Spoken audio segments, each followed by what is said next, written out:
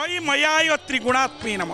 आप देखु एक आरती कहूँ ये जो आरती आमर आरती कौन ना आर्त अर्थ दुख दुख को कष्ट को क्लेश को जे लाघव करती से होती दीनबंधु दयितारी। ये दीनबंधु एपटे देखु कौटी पतित पावन कौटी दधि बावन कौटी केते नाम नामित एपटे देखुं त्रिमूर्ति ये होती आपण त्रिरथ गोटे पटे नील लोहित गोटे पटे कृष्ण लोहित गोटे पटे पीत लोहित।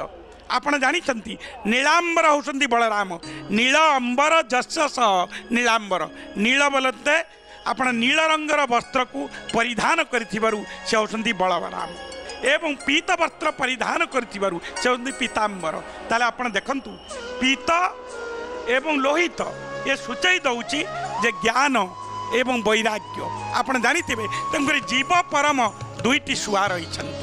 आपण जदि जगन्नाथंकर गोटे स्वरूप को देखिए सी होती परम ब्रह्म परमात्मा परमेश्वर सचित आनंद स्वरूप आनंद तांको पाखे अच्छी आनंद से वितरण करती। आज जो आनंद आज आपण देखिए ना आप निश्चित भाव में विभोर हो जाऊे आपण मन में स्वतःप्रवृत्त भाव में गोटे प्रश्न उठो जे प्रभु सतरे कौन हाथ अच्छी प्रभुंर सतरे कौन पाद अच्छी। हाँ आज्ञा आपण देखुना जहाँकर हाथ नथिला जहाँकर पाद नथिला जे अपाणी पाद जबन गहिरता आज से श्रीपयर धारण श्रीकर धारण कर सुवर्ण रे विमंडित होती चंद्र सूर्य नेत्र जार आज श्री किरीट मध्य धारण कर अर्थात श्री अर्थ सर्व सम्मुख रे आज सौंदर्य को आज दर्शन मान कर आपण माने देखिथिबे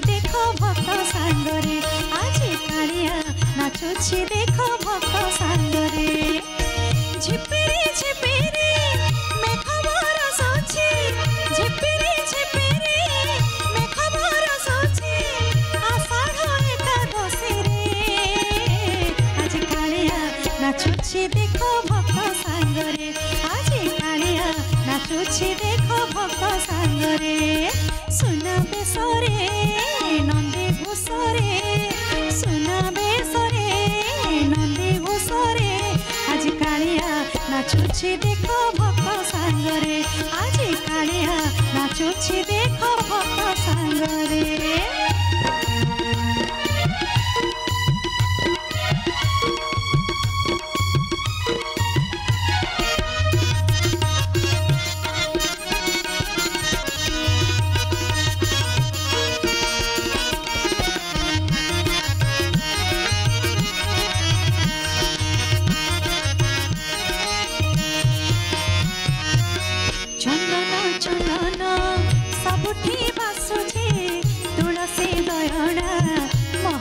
छुटुछि